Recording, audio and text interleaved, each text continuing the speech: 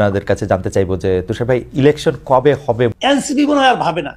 NCP মনে বুঝে গেছে যে আর অনন্তকাল সময় দিলে যতই সময় বেশি পাবে ততই তারা ক্ষুদ্র থেকে ক্ষুদ্রতর হবে, ওই হোমিওপ্যাথি ডোজের মতো।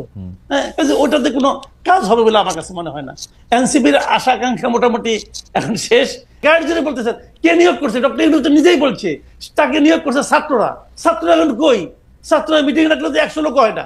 কাছে জানতে চাইবো যে তুষার ভাই ইলেকশন কবে হবে বলে আপনি মনে করেন? ডিসেম্বরে, ফেব্রুয়ারিতে? কারণ রাজনৈতিক নেতাদের সঙ্গে আমার কথা হচ্ছিল, তারা বলছেন তারা আসলে খুবই এটাকে বলবো যে কনফিডেন্ট যে আসলে এই সরকার ডিসেম্বরে ইলেকশন দিতে চায়। ডিসেম্বরে ইলেকশনের বাইরে যে কথাবার্তা এই সরকারের লোকেরা বলতেছেন, তারা এগুলি বলতেছেন যে তাদের বিভিন্ন ব্যর্থতা ঢাকার জন্য আসলে আমরা যাতে ইলেকশন নিয়ে শুধু কথা বলি, ইলেকশন দেওয়ার জন্য তারা ডিসেম্বরে দেওয়ার জন্য রেডি। যদি ডিসেম্বরে তারা না দিতে পারেন, বড় জোর ফেব্রুয়ারির আগে, ফেব্রুয়ারিতে মানে রোজা আসার পরবর্তী রমজান আসার আগেই তারা ইলেকশন দিবেন। তুষার ভাই আপনি কি মনে করেন? আপনার কি মত? আমি কামাল ভাইয়ের মতো জানবো। আমার বয়সের কারণে আমি বাংলাদেশের প্রায় সবগুলি নির্বাচন দেখেছি, ফলে আমার মনে হয় যে ইলেকশন আগামী বছর জুনেও হবে না। আমার ধারণা যে ইলেকশন হবে আগামী বছর ডিসেম্বরে, অথবা বলতে পারি না কখন হবে। এই কারণে এই ডিসেম্বরে হবে না, কারণ ইলেকশনের কোনো প্রস্তুতি কিংবা কোনো নড়াচড়া আমরা অনুভব করতে পারছি না।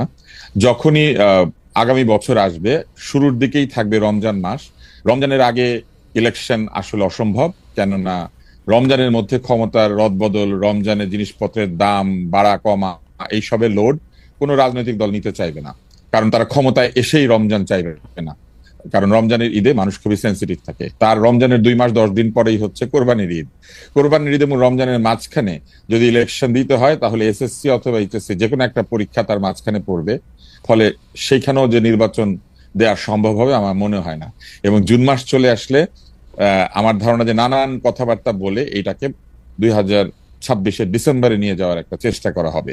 এটা হচ্ছে আমার অভিজ্ঞতা থেকে বলা কথা। কিন্তু যদি আমরা প্রধান উপদেষ্টার কথাকে বিশ্বাস করি, তাহলে বলতে হবে যে অবশ্যই আগামী বছর জুনের মধ্যে নির্বাচন হয়ে যাবে। সেই জন্য এখন আমি বিশ্বাস করতে চাই যে আগামী বছর জুনের মধ্যে নির্বাচন হবে, কিন্তু আমার অভিজ্ঞতা বলে যে কোনোভাবে আগামী বছর জুনের মধ্যে তারা নির্বাচন দেবেন না। তুষার ভাইয়ের কথা শুনলাম আমরা একটু কামাল ভাইয়ের কথা শুনি। কামাল ভাই, ইলেকশন কবে হবে বলে আপনার মনে হচ্ছে? না, কবে হবে এটা বলা কঠিন, এটা বলা অসম্ভব। কারণ এই সরকারের সঙ্গে যারা আছেন তারা এক একজন এক এক কথা বলেন, অথবা সরকারে যারা সুবিধাভোগী আছেন তারা আরো অনেক কিছু বলেন, তারা অনেক ইউটোপীয় নানা রকম থিওরি দেন। এটা একটা বিষয়। কিন্তু আমি মনে করি নির্বাচন এই বছরের ডিসেম্বরের মধ্যে হওয়া উচিত এবং হওয়া সম্ভব। কিন্তু তারা অনেকে অনেক কিছু বলবেন। একটা জিনিস কি আপনি একটা কথা ভেবে দেখেন, আমার মনে হয় বাংলাদেশের স্বাধীনতার পর এ পর্যন্ত এ যাবৎকালে ডক্টর ইউনূসের সরকার হলো সবচেয়ে ভাগ্যবান সরকার, যে সরকার দেশের মাঠে থাকা সকল রাজনৈতিক দলের নিঃশর্ত সমর্থন পেয়েছেন। এরকম এর আগে কোনো সরকার পায় নাই। এমনকি স্বাধীনতার পর বঙ্গবন্ধু সরকারও কিন্তু পায় নাই। উনি সরকার চালানোর কয়েকদিনের মধ্যে জাসদ দোর্দণ্ড প্রতাপে কিন্তু ওনার বিরোধিতা করেছে। এরকম একটা সমর্থন পাওয়ার কারণে ওনাদের পক্ষ থেকে, অথবা ওনাদের যারা নাকি সুবিধাভোগী আছে, ওনাদের যারা চামচামি করেন, তারা নানাভাবে নানা ধরনের কাজ করতেছেন এবং সোশ্যাল মিডিয়ার মাধ্যমে এক ধরনের প্রচারণা চালাচ্ছেন। কেউ বলছেন যে 3 বছর, কেউ বলছেন যে না 29 সাল পর্যন্ত, কেউ বলছেন 5 বছর। আবার ওনাদের একজন আপনার দার্শনিক আছেন যিনি বলছেন যে না একটা জাতীয় সরকার হবে, সেখানে ডক্টর ইউনূস প্রধান উপদেষ্টা হবে এবং উপপ্রধান উপদেষ্টা হবে তারেক রহমান। এই ধরনের নানা ধরনের কিন্তু মানে আপনার পারমুটেশন কম্বিনেশন এখন আমরা দেখতে পাচ্ছি। বাট আলটিমেটলি জিনিসটা হলো যে এই যে প্রথমে যে কথাটা বললাম যে সবগুলি পলিটিক্যাল পার্টি এই সরকারকে সাপোর্ট দিচ্ছে, যদি সাপোর্ট না দেয় তাহলে কি একটা চাপ তৈরি হবে। এই চাপ সামাল দেওয়ার ক্ষমতা ইউনূস সরকারের নাই, একদমই নাই। কাজেই যদি আমি বললাম যে আগামী সপ্তাহে যদি তারেক রহমান এসে বলে যে আমি ইলেকশন চাই এবং ডিসেম্বরের মধ্যে চাই, যদি বলে, আপনি নিশ্চিত থাকেন ইলেকশন ডিসেম্বরে হবে। কারণ ডক্টর ইউনূস ওই রিস্কে যাবে না, তার পক্ষে এই চাপ সামাল দেওয়া সম্ভব না। এখন অনেক পলিটিক্যাল পার্টি অনেক রকম কাহিনী করতেছে, যার যার স্বার্থ আছে। কেউ কেউ ভাবতেছে আমি আর কয়েকটা দিন সময় পেলে গুছাই নিতে পারবো। তবে আমার ধারণা এনসিপি মনে হয় আর ভাবে না। এনসিপি মনে বুঝে গেছে যে আর অনন্তকাল সময় দিলে যতই সময় বেশি পাবে ততই তারা ক্ষুদ্র থেকে ক্ষুদ্রতর হবে, ওই হোমিওপ্যাথি ডোজের মতো। হ্যাঁ, ওটাতে কোনো কাজ হবে বলে আমার কাছে মনে হয় না। এনসিপির আশা আকাঙ্ক্ষা মোটামুটি এখন শেষ। কারণ জামাত হয়তো ভাবতে পারে যে আরেকটু সময় পারলে আরেকটু গোছাবো, কিন্তু তাতেও কিছু হবে বলে আমার কাছে মনে হয় না। আমি জানি না কি হবে তাদের পলিটিক্যাল ইকুয়েশন কার কি, তবে আমি এটুকু মনে করি যদি পলিটিক্যাল পার্টিগুলো চাপ দেয় এই সরকারের পক্ষে ইলেকশন ডিসেম্বরের থেকে মানে বিলম্বিত করার কোনো সুযোগই নাই, পারবে না। আমি কামাল ভাইয়ের সাথে আমি একমত যে পলিটিক্যাল পার্টিগুলো যদি চাপ সৃষ্টি করে তাহলে ডিসেম্বরেতে ইলেকশন দিতে হবে, এবং ডক্টর ইউনূসও আসলে ডিসেম্বর ইলেকশন দেওয়ার ব্যাপারে একাধিকবার বলেছেন। বড়জোর তিনি নানা কারণে সেটাকে একটু বাড়িয়ে হাতে সময় রেখেছেন, কিন্তু পলিটিক্যাল পার্টি কিন্তু আমরা কিন্তু দেখছি যে পলিটিক্যাল পার্টিগুলি কিন্তু সেই অর্থে চাপ সৃষ্টি করতেছে না, পলিটিক্যাল পার্টির মধ্যে সেই চাপ কিন্তু নাই। সেটাকে আমরা বাদ করে রেখে আমি একই প্রশ্ন আবার আপনাদের দুজনকে করতে চাই। এবার কামাল ভাই আপনি যদি একটু সংক্ষেপে বলেন, তুষার ভাই আপনার পরে একটু বলবেন। সেটা হচ্ছে যে আমরা দেখেছি যে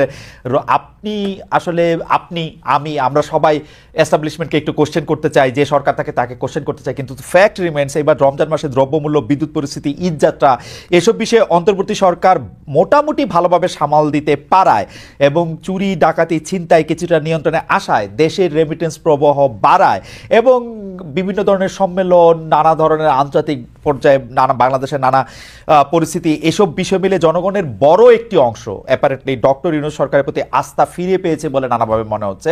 আমার যারা বিএনপি বা জামায়াত যে করেন যেসব পরিচিতরা, নেতৃবৃন্দরা, তারাও অনেকে বলছেন ডক্টর ইউনূসের প্রতি এই দেশের মানুষের কিছুটা আস্থা বেড়েছে, অ্যাপ্রুভাল রেটিং অনেক বেড়েছে বলে মনে হচ্ছে।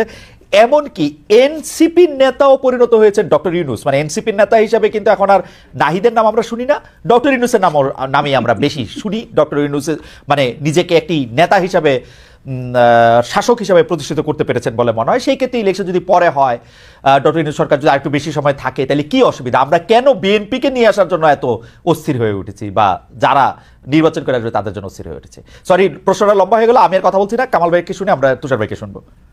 না, এখানে একটা কথা আমি বলি আপনাকে, ডক্টর ইউনূস ভালো করছেন কি মন্দ করছেন এটা তো আমার দেখার বিষয় না রে ভাই।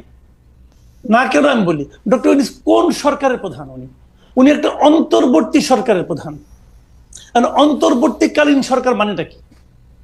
মানেটা হলো একটা রেগুলার গভর্নমেন্ট আসবে, যতদিন সেই রেগুলার গভর্নমেন্টটা না আসে ততদিন সরকারটাকে পরিচালনার জন্য এবং রেগুলার গভর্নমেন্ট আনার জন্য যে নির্বাচনটা হবে সেই নির্বাচনটা অবাধ এবং নিরপেক্ষ করার জন্য একটা সরকার দরকার, সেটি হলো ডক্টর ইউনূসের সরকার। এই কথা কিন্তু মাথায় রাখতে হবে। কাজে এই সরকার তো রেগুলার গভর্নমেন্টের মতো কাজ করবে না, এবং অন্তর্বর্তী সরকার আপনি যেগুলো আমরা সাফল্য বললাম, আমরা কিন্তু এগুলি একটাও অস্বীকার করছি না। রমজানের শাকসবজির দাম কম ছিল, কোনো সন্দেহ নাই। চালের দাম কি কম ছিল? বিষয়টা কি হয়েছে আমি বলি। ডক্টর ইউনূস হলো একটা অসাধারণ পিআর পার্সন। উনি জানেন যে কিভাবে পিআরের কাজগুলি করতে হয়। সোশ্যাল মিডিয়ায় এক ধরনের হুজুগ উনি চালাচ্ছেন খুবই প্ল্যান্ড ওয়েতে, খুবই। কিন্তু একটা কথা মাথায় রাখতে হবে ভাই, মাথায় রাখেন, যারা সোশ্যাল মিডিয়ায় এগুলি করে তারা কিন্তু বাজার করে না। বাজার করে বাবা, রান্না করে মা, ছেলে খায় আর খেতে খেতে স্ট্যাটাস দেয়। এটা মাথায় রাখতে হবে ভাই। এটাই বাংলাদেশে এখন হচ্ছে। আমরা কিন্তু নিয়মতান্ত্রিক সরকার চাই। কেন চাই সেটা আমি বলি। আপনি যতক্ষণ পর্যন্ত আপনাকে রেগুলার পলিটিক্যাল গভর্নমেন্ট না আসবে ততক্ষণ পর্যন্ত এই দেশে কোনো বিনিয়োগ আসবে না। আপনি সিঙ্গাপুর থেকে স্মার্ট লোক নিয়ে আসেন আর 41,000 উপরে থেকে ঝাঁপ দেওয়া লোককে নিয়ে আসেন, ভাই কোনো লাভ হবে না। উনি ওই মানে একটা অনুষ্ঠানে পরিচালনা করবেন, টুকটাক ইংরেজি বলবেন, হয়ে গেল। স্মার্টলি হাঁটবেন, হয়ে গেল। বিনিয়োগ আসবে না ভাই। পলিটিক্যাল গভর্নমেন্ট ছাড়া রেগুলার গভর্নমেন্ট যারা বিনিয়োগ করবে তারা কিসের উপর ভরসা করে করবে না। কাজে আপনি সেই জন্য আপনার এখানে একটা রেগুলার পলিটিক্যাল গভর্নমেন্ট আসতে হবে। কথা বলছি, ডক্টর ইউনূস যদি ভালো হয় উনি এই ক্যাবিনেট নিয়ে ইলেকশন করুক না, অসুবিধা কি আছে? আচ্ছা, আরেকটা কথা, সেটা হলো এই ইলেকশন এদের প্রতি সাধারণ মানুষের ম্যান্ডেট আছে কিনা তারও তো একটা প্রমাণ হওয়া দরকার আছে। আপনি তো গাইড